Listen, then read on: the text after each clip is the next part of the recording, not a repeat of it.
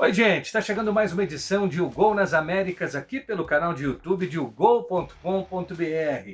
Ela está de volta, a Libertadores, depois de mais de 2 meses de espera, tudo o que você precisa saber sobre os confrontos que vão rolar pelas oitavas de final.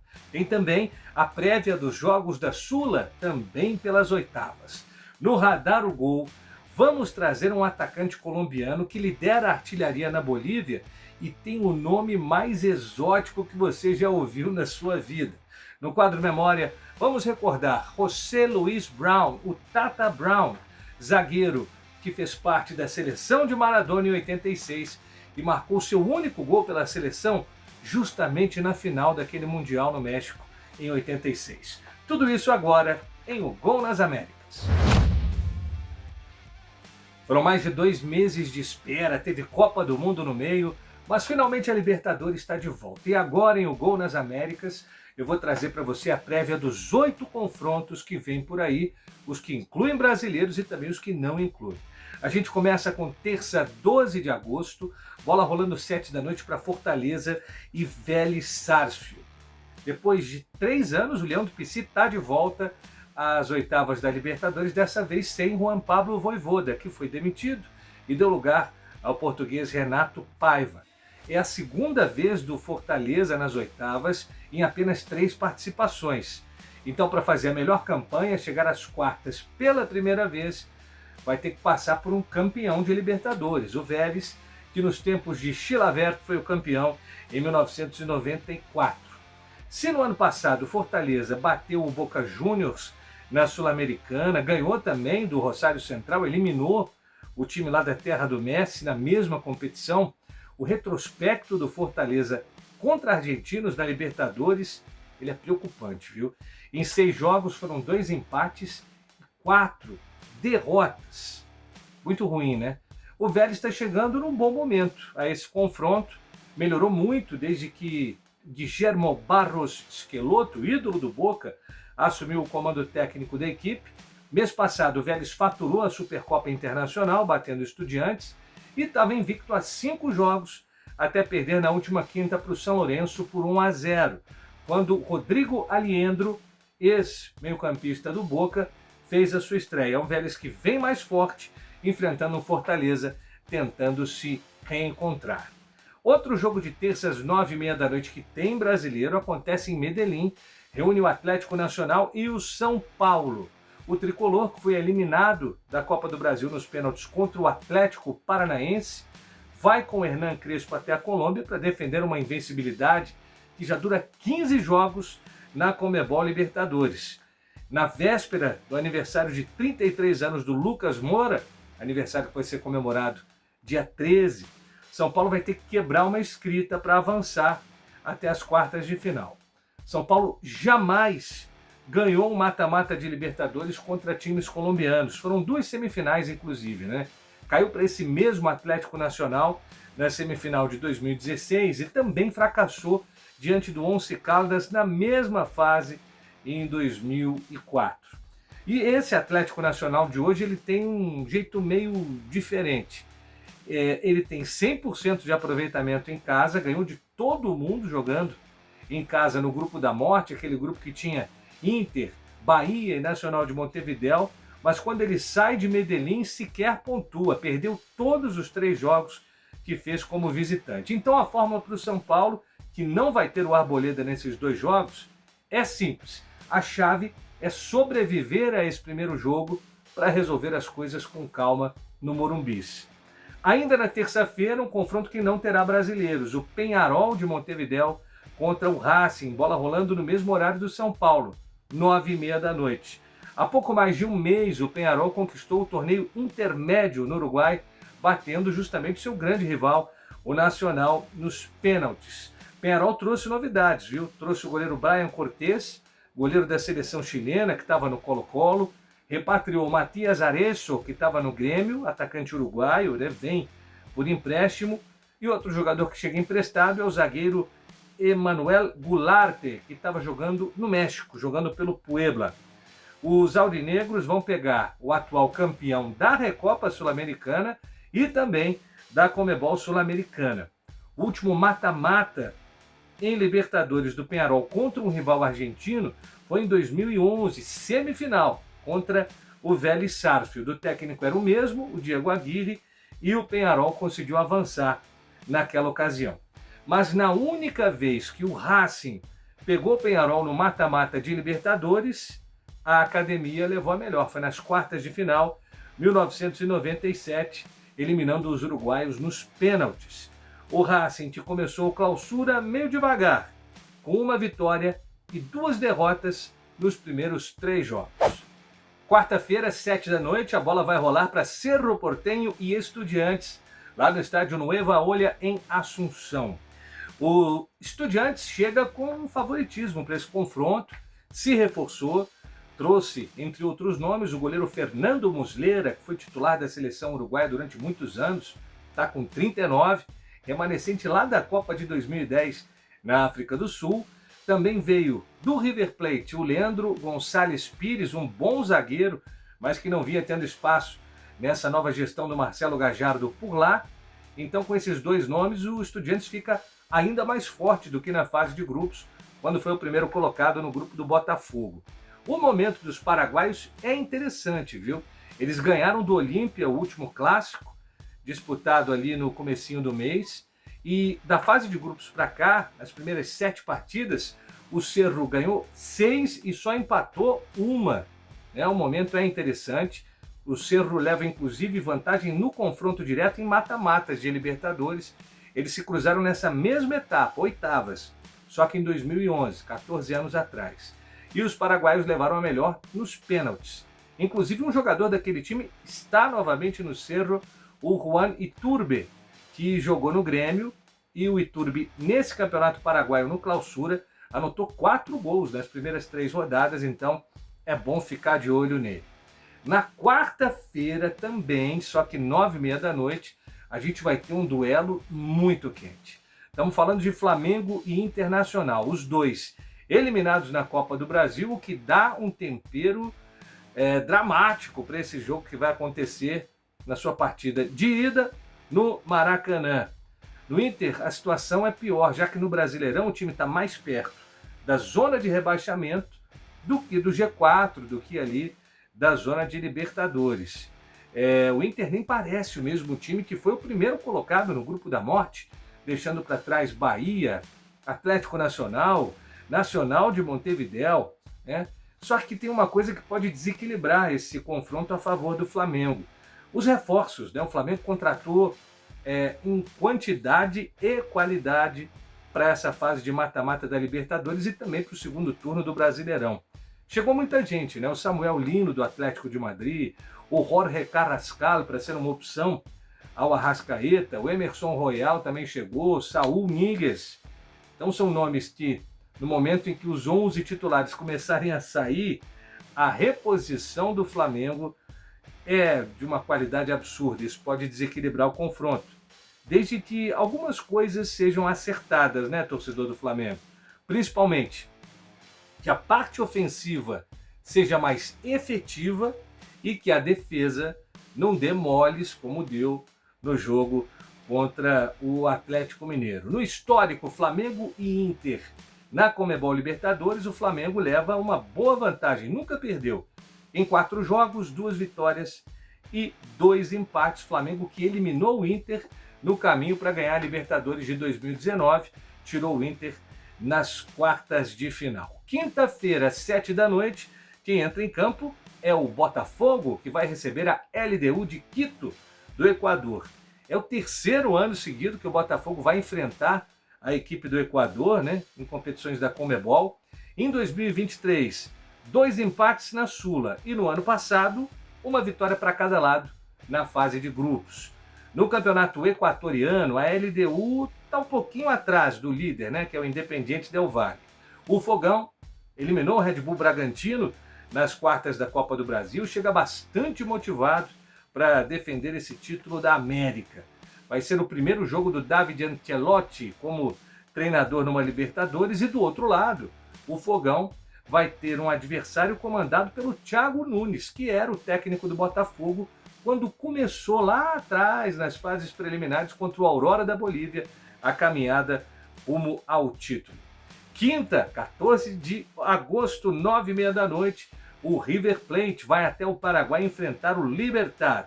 O River começou muito bem o Clausura, avançou também na Copa Argentina e aos pouquinhos vai deixando para trás a imagem ruim da Copa do Mundo de Clubes, quando não conseguiu passar da fase de grupos.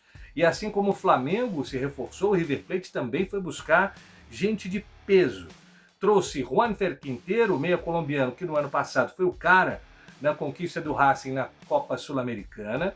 E, claro, herói, né? Um dos heróis da conquista do River na Libertadores em Madrid contra o Boca Juniors. Além dele, vieram do Tajeres de Córdoba 2 jogadores.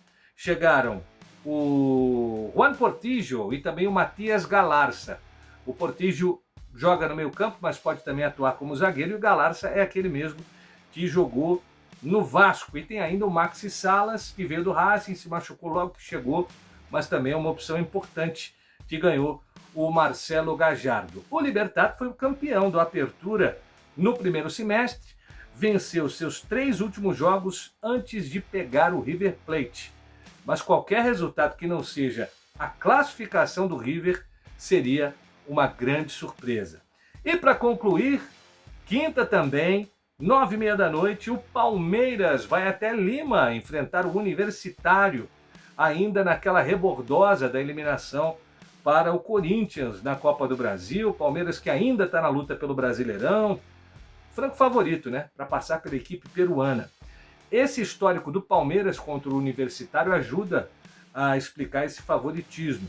Em competições da Conmebol são 6 partidas, 5 vitórias do Palmeiras e apenas uma derrota que aconteceu no longínquo ano que eu nasci, 1979.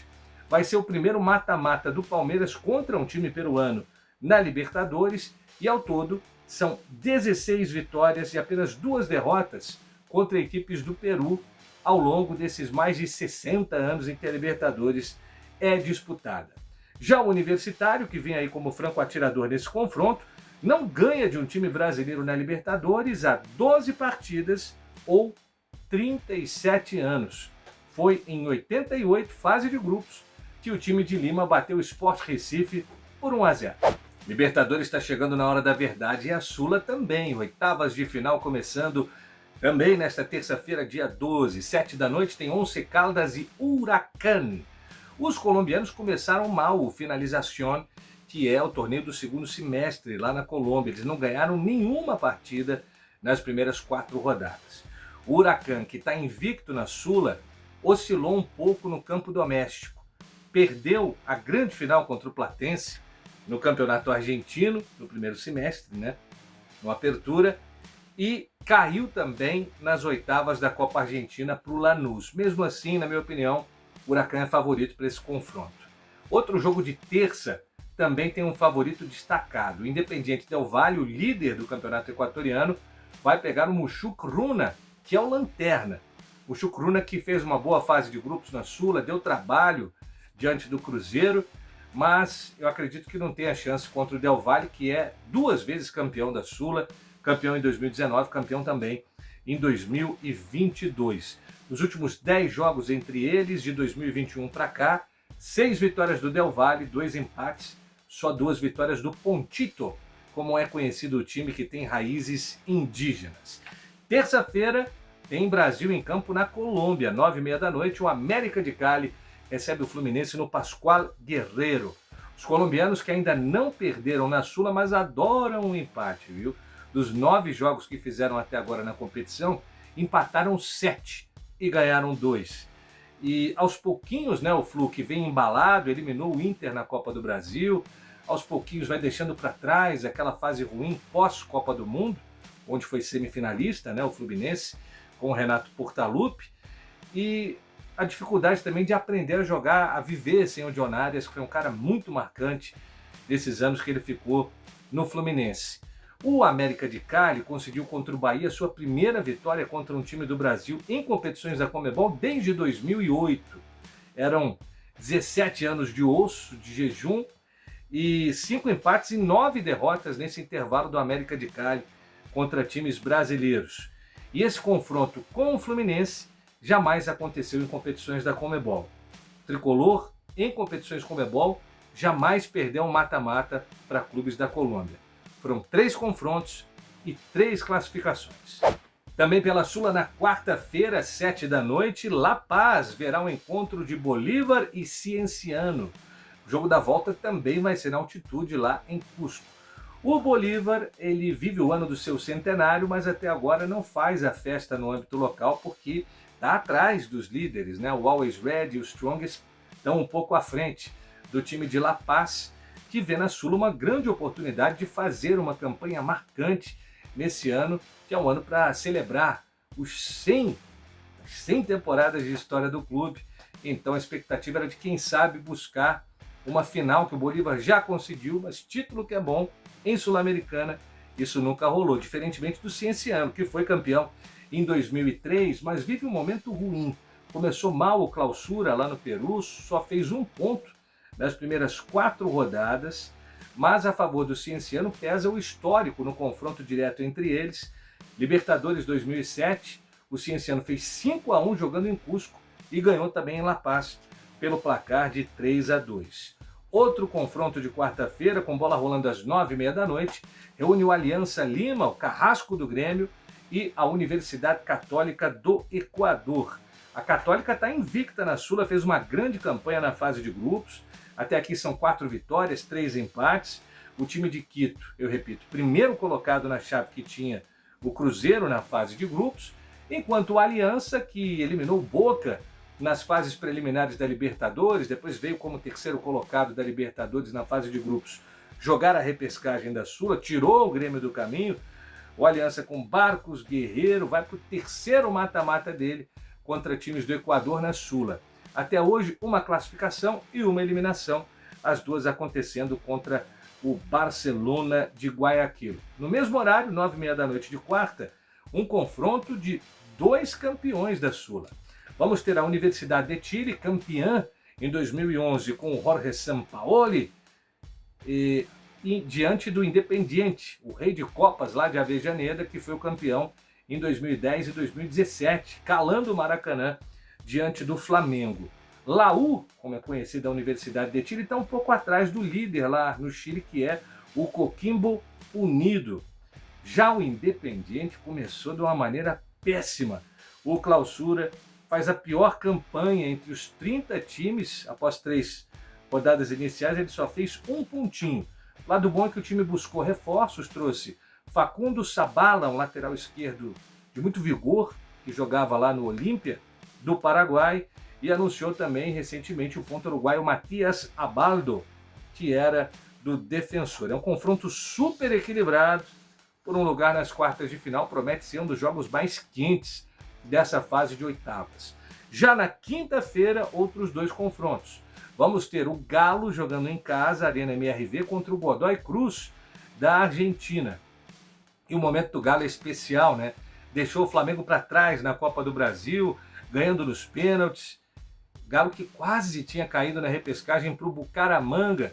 E o que esses 2 jogos têm em comum? O Everson como herói, por isso o Everson chega com o status de ser o cara que pode fazer a diferença nesse confronto com o Godoy Cruz. O Galo já cruzou com esse time de Mendoza 2 vezes, ambas pela Libertadores em 2017, 8 anos atrás.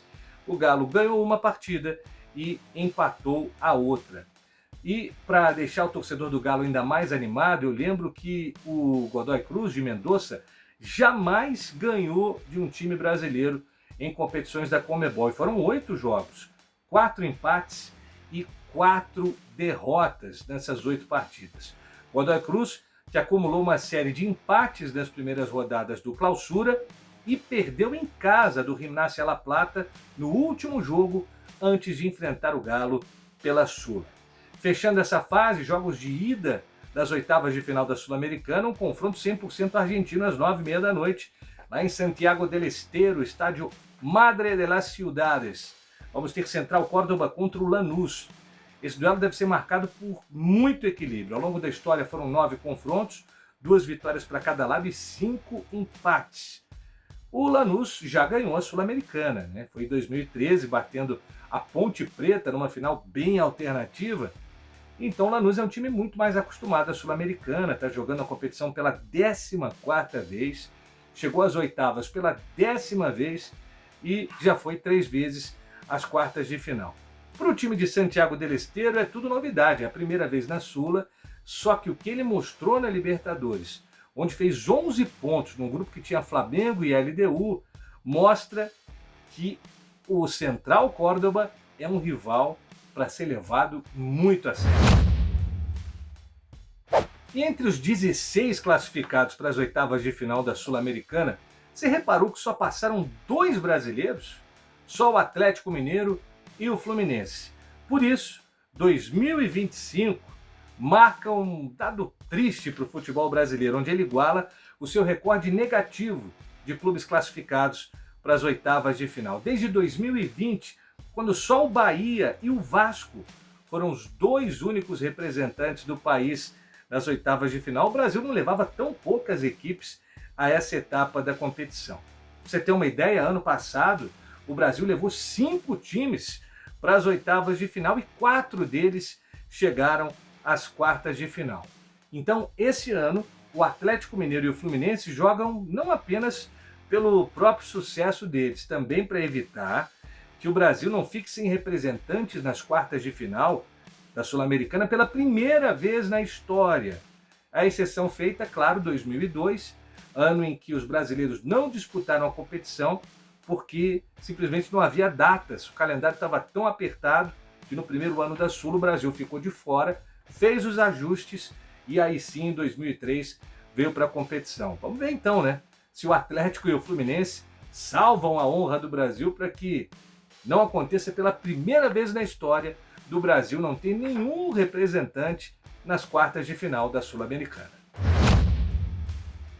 O Radar o Gol hoje é quase que um trava-língua, viu?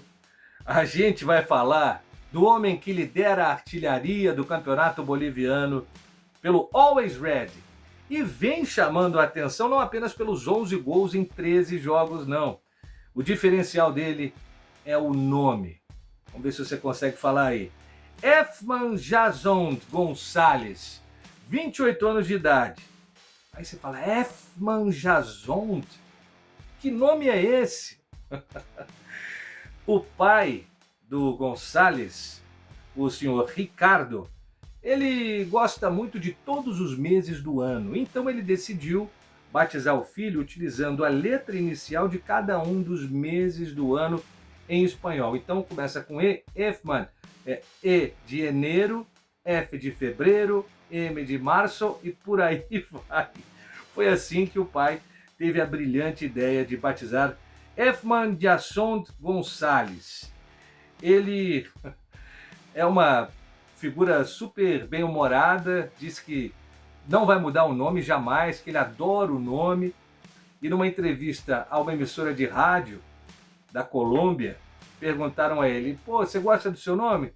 Você botaria no seu filho? Aí ele falou, olha, eu colocaria só o primeiro semestre. Efman. Muito espirituoso, muito figura. E nem se anime a procurar e trazê-lo para o seu time não, porque alguém já teve a ideia. Ele já está na China, jogando na 2ª divisão, e para manter a tradição de trava-línguas na vida dele, ele está jogando pelo Shijiazhuang, da 2ª divisão da China, e começou muito bem por lá, viu? Anotou 3 gols nos 4 primeiros jogos disputados com a equipe chinesa. Ele já rodou um bocado, teve na África do Sul, jogou também no futebol argentino, passou pelo Always Red, foi para a China, mas nome igual ao seu, Efman Jazond Gonçalves, eu confesso que eu nunca tinha visto. E os espirituosos comentaristas, né, que o viram começar, decidiram batizá-lo com um apelido para facilitar a pronúncia. Efman Jazond Gonçalves hoje é mais conhecido como Almanaque Gonçalves. E nesta terça, 12 de agosto, o quadro Memória vem para falar de José Luis Brown, o Tata Brown, um ícone do futebol argentino, campeão do mundo em 86, o zagueiro da seleção do Diego Armando Maradona, nunca tinha feito um gol com a camisa da seleção argentina, até a final do Mundial de 86. Foi dele justamente de cabeça o primeiro gol naquela vitória Argentina 3, Alemanha Ocidental 2. Mais do que o gol, uma imagem virou o símbolo da raça do Tata Brown. Ele sofreu uma luxação no ombro e quando foi atendido pelo médico da Argentina, o ex-jogador Raul Madeiro, daquele Estudiantes tricampeão 68, 69, 70 na Libertadores, ele falou: nem pensem em me tirar, eu vou jogar com um braço só. E aí ele fez um buraco na camisa para encaixar o polegar e deixar o braço meio que imobilizado para poder continuar no jogo. Isso foi durante o segundo tempo. Ele com uma dor absurda, mas falou que não sairia do gramado nem morto.